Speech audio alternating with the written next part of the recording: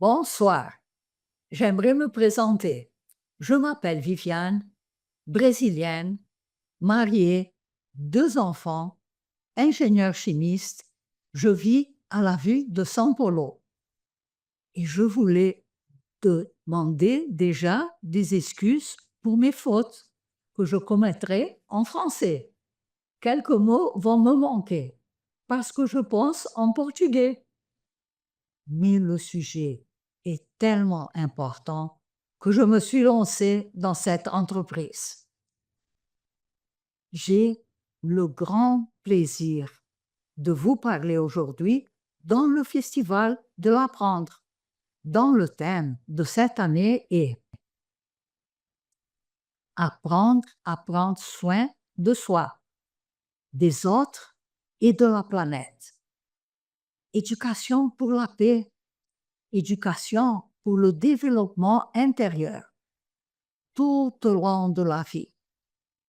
Une éducation au développement durable et des nouvelles façons d'apprendre pour soutenir un véritable changement, au développement des nouvelles façons d'apprendre et des nouvelles récits qui transforment l'éducation, avec le focus de la logosophie. Et je vous présente aujourd'hui le thème l'apprentissage en logosophie, une transformation permanente. J'aimerais vous inviter à explorer notre monde interne à travers de leur approche logosophique d'apprentissage, mettant en lumière l'importance d'apprendre avec conscience, bonté et responsabilité. Et ce vous avez été très cher. Est-ce que vous savez que vous êtes très cher? Et vous allez voir pendant la présentation du début pourquoi je le dis et je vous appelle de cher public. L'objectif de notre présentation, que sommes venus faire ici? Je suis venu apporter des merveilleuses nouvelles, qu'il y a la possibilité totale pour chacun de régler sa propre vie. Et bien plus encore, qu'on peut découvrir un concept de vie large et élevé et voir des choses que nous n'avons pas vues avant, qu'on peut explorer notre monde interne à travers de la approche logosophique d'apprentissage et l'importance d'apprendre avec conscience, bonté et responsabilité, et que tout cela est possible. Et ça produit comme résultat une éducation pour la paix et un développement intérieur tout au long de la vie, durable et qui soutient des véritables changements.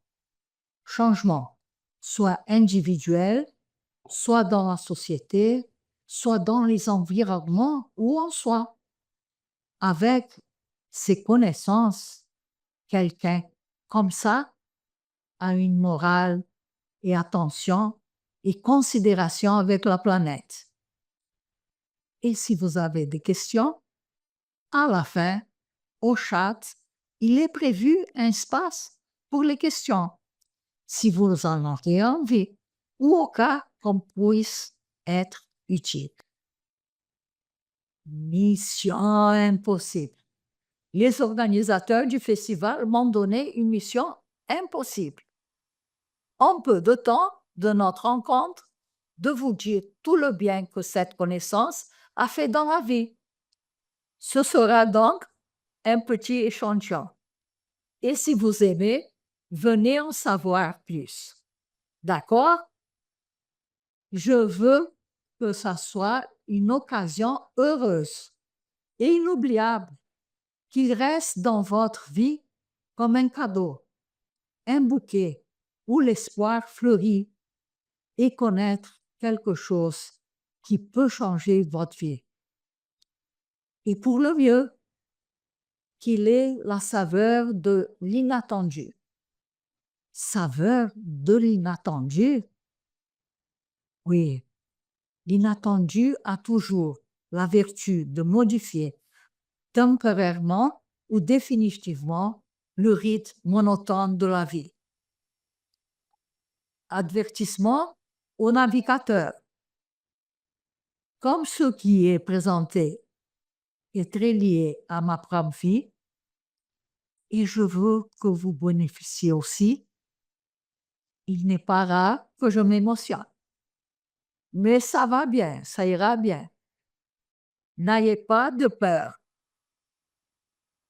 Comme si tout cela ne suffisait pas, savez-vous à qui cet auteur a dédié cette œuvre, ses connaissances?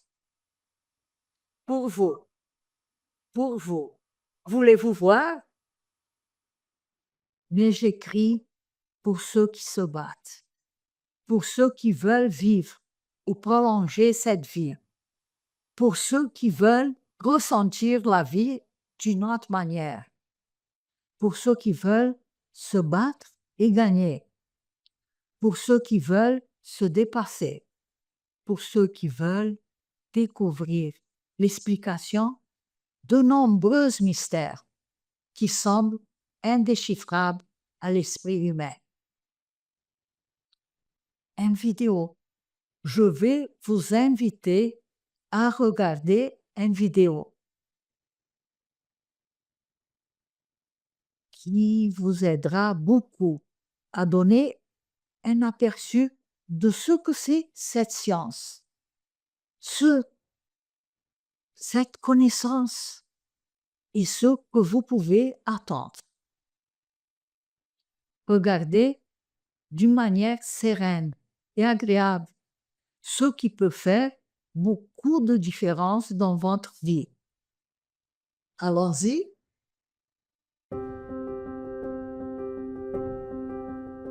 Imagina que a gente só andasse de olhos fechados. A gente tivesse olhos, mas não soubesse que era possível enxergar. E alguém te fala, abre o olho. Você abre e passa a ver uma outra realidade.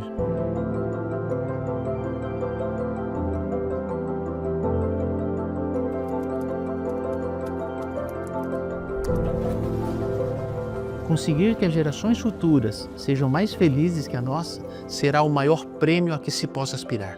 Não haverá valor comparável ao cumprimento dessa grande missão, que consiste em preparar para a humanidade futura um mundo melhor. A logosofia é uma ciência também chamada ciência da vida.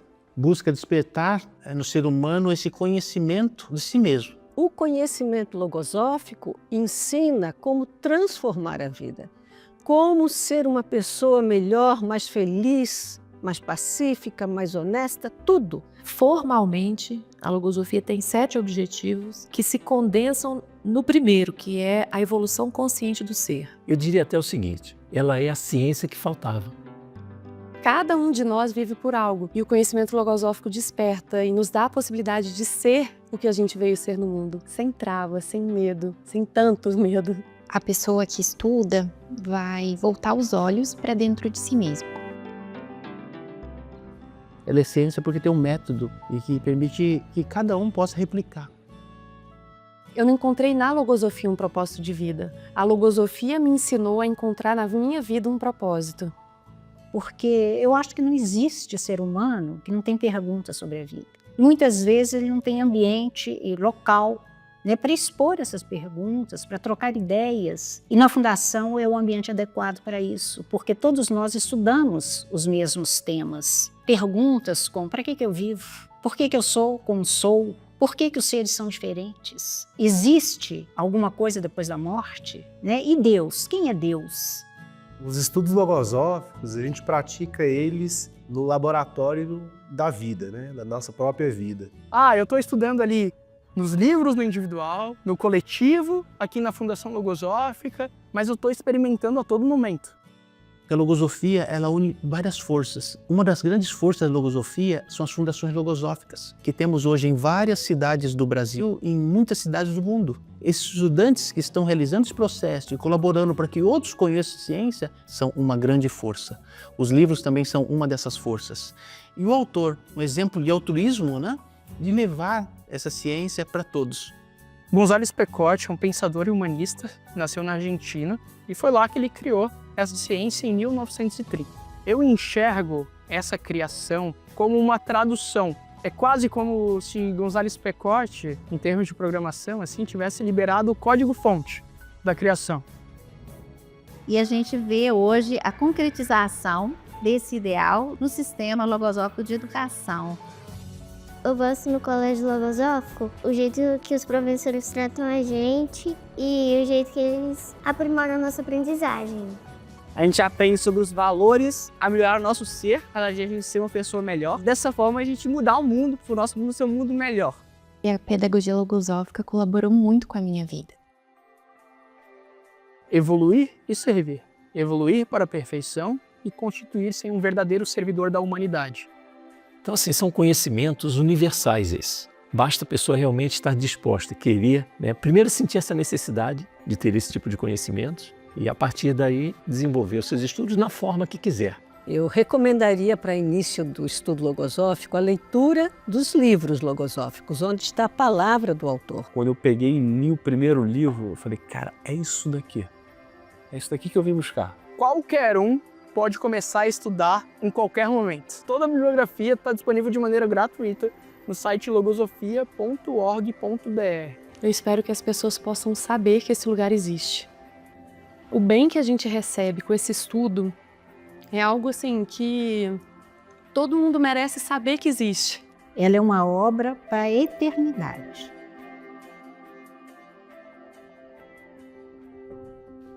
Uma coisa que eu acho interessante, assim, a logosofia, pela minha trajetória, o que eu observo, ela vem despertar as pessoas para uma realidade que é desconhecida, por incrível que pareça. Essa realidade interna nossa, a gente conhece muito pouco. A gente usa muito pouco o potencial que a gente tem como ser humano. A vida fica muito limitada apenas ao cotidiano.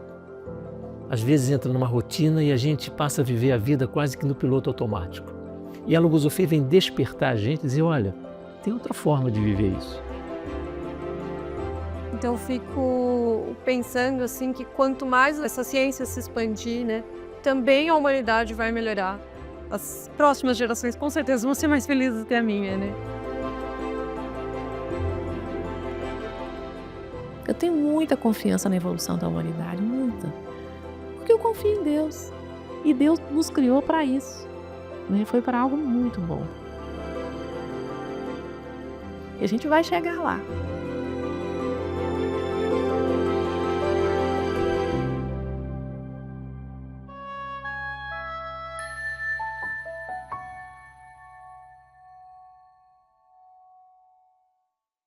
Ça montre de manière très naturelle tout ce développement des fondations logosophiques, les activités, les différents sièges sociaux, les thèmes étudiés, les écoles.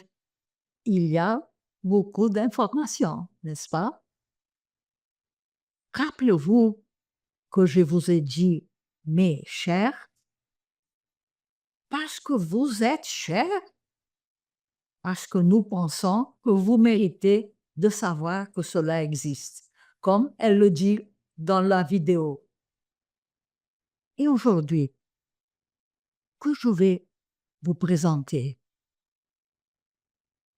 Je vais vous présenter ce que j'ai vécu avec cette connaissance et que la vie peut être vécue d'une autre manière, plus large et plus heureuse.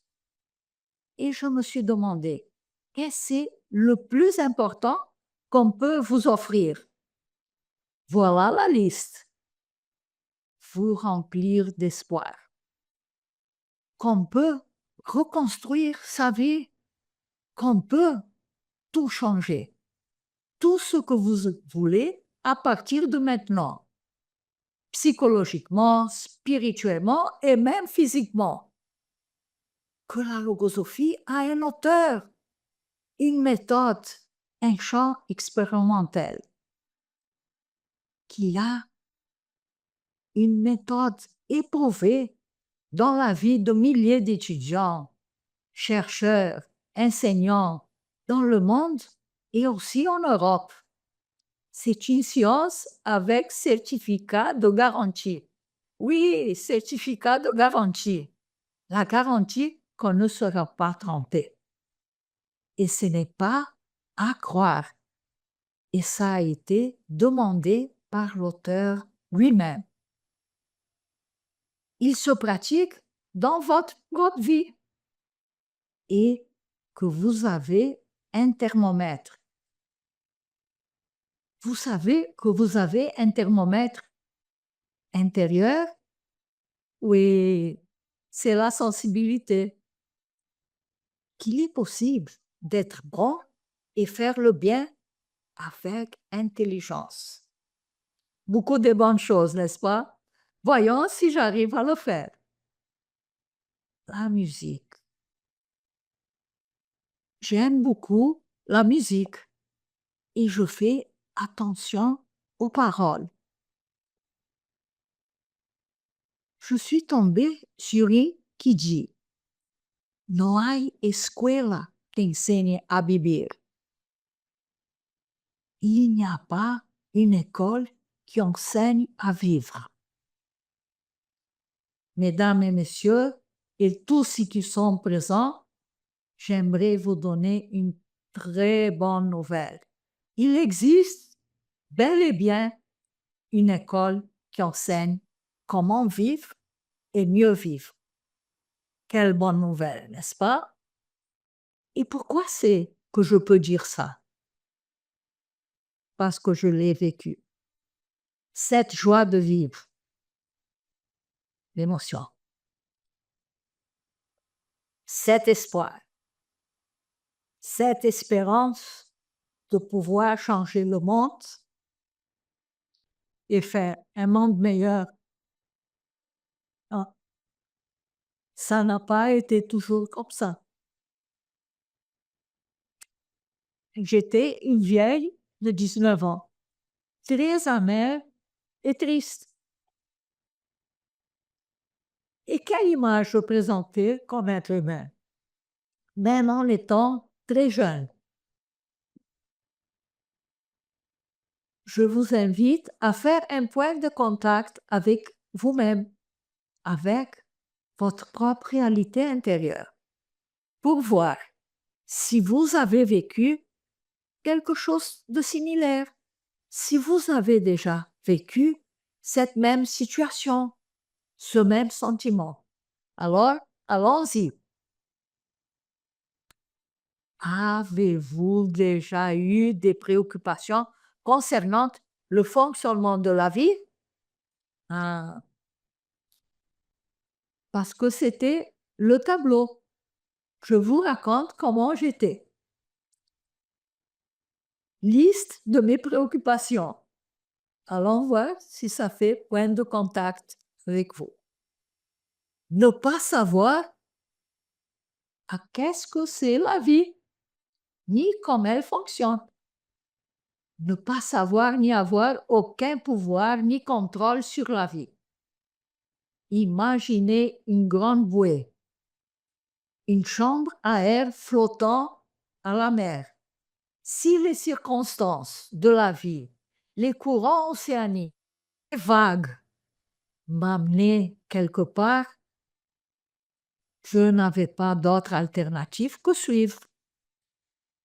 Je me souviens de l'impact que j'ai eu lors des premiers contacts avec la logosophie, avec la personne aimable qui s'était occupée de moi. Avec toute ma jeunesse, je la regardais et je me disais: c'est drôle, on dirait même qu'elle est responsable de sa propre vie, préférant les sentiments. Si on pouvait faire quelque chose pour les sentiments, préserver, améliorer, par exemple, l'amitié, l'amour, un lien, un bon désir, commence d'une certaine manière et se défigure, comme si on ne le pouvait pas contenir, préserver, qu'il glisse entre les doigts. Je voulais beaucoup être une bonne personne et faire le bien. J'ai atteint un stade où j'avais été tellement frappée dans l'exercice de ce que je considérais faire du bien et être bon, que je commençais à me demander si cela en valait la peine. Je ne m'aimais pas du tout. Non, je ne m'aimais pas du tout. J'étais dure, triste, rebelle, une difficulté énorme à vivre avec mes semblables, parce que je considérais l'être humain hypocrite. Hypocrite, oui. Vérifiez avec moi. On ne sait pas pourquoi on vit. On ne sait pas le but de la vie. On ne comprend pas comment la vie fonctionne. On naît, grandit, étudie, travaille, constitue pas ou pas une famille et on meurt et on heureux. Ah non, ce n'est pas possible. Pour cela, je considérais l'être humain hypocrite. Et le refuge que j'utilisais pour ne pas me relationner, c'était la lecture. Résumé, j'étais une jeune très vieille et amère. Si je devais me représenter, ça serait le croisement d'un légume très amer. Au Brésil, c'est giló, avec un hérisson. Alors, imaginez un concentré très amer avec un hérisson. C'était moi. Je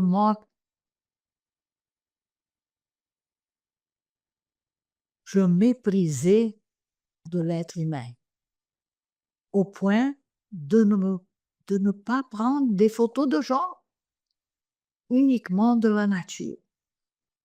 Quand je prenais des photos de gens, c'était des amis que je considérais comme très spéciaux et c'était pour donner la photo en cadeau.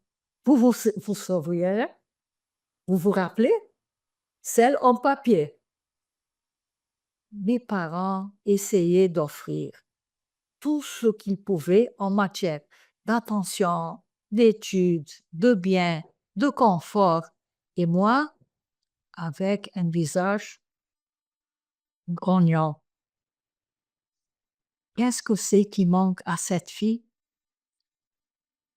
Je ne savais pas ce qu'il me manquait. J'ai reconnu en moi plus tard la maladie du vide. Fatiguée de me battre contre les concepts en vigueur, soit de Dieu, femme, faire le bien, être bon, je commençais à me demander si les gens n'avaient pas raison, au point de jeter la serviette et vouloir me fusionner dans la foule. C'est justement à ce moment que j'ai connu la logosophie.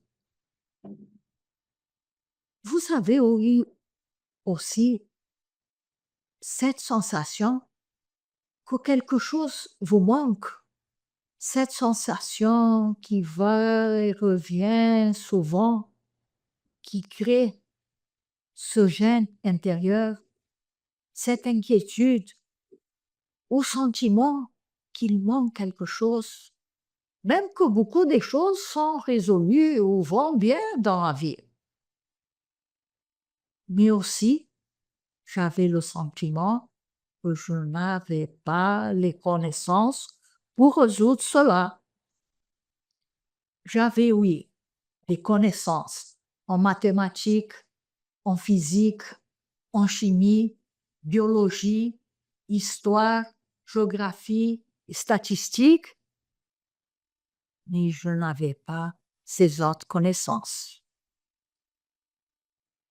Eh bien, qu'est-ce que la logosophie m'a offert? Qu'est-ce que la logosophie offre comme solution? Quelle est la bonne nouvelle? Vous voulez un exemple? Dans le livre Cours d'initiation à la logosophie, il nous enseigne. La logosophie apporte un nouveau message à l'humanité, avec des paroles fécondes, d'encouragement, de vérité et d'orientation claire. Elle contient une nouvelle forme de vie, forme qui pousse l'homme à penser et à sentir d'une autre manière, grâce à la découverte logosophique d'agents causaux qui, ignorés de lui auparavant, se manifestent désormais à la vue de son entendement, de sa réflexion, de son jugement, ainsi que sa sensibilité. Ah, tous les livres peuvent être consultés et téléchargés librement à partir du site web, et à la fin de la présentation, chacun pourra se rendre grâce au QR code mis à disposition de tous. On continue. Connaissance de soi. Vous souvenez-vous de cette agitation, de ce sentiment? N'est-ce pas la connaissance de moi-même qui m'a tant manqué? Je me suis demandé. La logosophie propose de réaliser un processus d'évolution consciente. Mais quelle est la différence entre la réalisation d'un processus conscient et le processus inconscient? Nous évoluons tous, sans aucun doute. La loi d'évolution est très forte. Elle est présente dans la nature, dans l'univers, de telle manière que nous ne pouvons pas y échapper. Par exemple, dans une maternité, si je vis encore quelques années, je ne peux pas échapper d'évoluer. Nous ne pouvons pas mourir de la même manière que nous sommes nés. Quelle chose puissante, quelle loi puissante. Mais quelle est la différence entre une évolution inconsciente et une évolution consciente? Le grand avantage d'apprendre consciemment, c'est qu'on peut enseigner. C'est qu'on a le pouvoir d'enseigner. Si vous avez déjà vécu des situations qui se répètent dans la vie, pourquoi se passe-t-il? Tout au plus, les êtres autour sont différents, mais l'essence de l'expérience est la même. Et je continue d'agir, faire des erreurs, souffrant de la même manière. Pourquoi? Qui pensez-vous?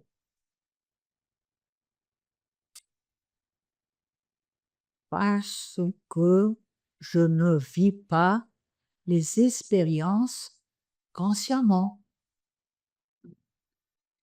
Vous allez voir dans la logosophie, il y a aussi des concepts libérateurs, révolutionnaires. Par exemple, le concept d'erreur. L'erreur existe pour que l'évolution existe. sans culpabilité. Erreur pour apprendre, surmonter, évoluer. Vous vous rappelez, ce que j'ai apporté aujourd'hui, c'est juste un échantillon. Vous vous rappelez? C'est pour ça que je vous invite à connaître plus et vous allez être surpris que c'est un chemin sans fin où à chaque jour on découvre qu'il y a plus, qu'il y a plus, qu'il y a plus. J'aimerais beaucoup que ce soit cette sensation qui reste en vous. Et cherchons à connaître ce merveilleux chemin sans fin. Je vous remercie beaucoup pour votre écoute, pour votre attention ce soir. Maintenant, j'invite tous ceux qui souhaitent plus d'informations sur la logosophie à flasher le QR code et adresser vos questions au chat. Bonne soirée à tous. Merci beaucoup. Je vous embrasse.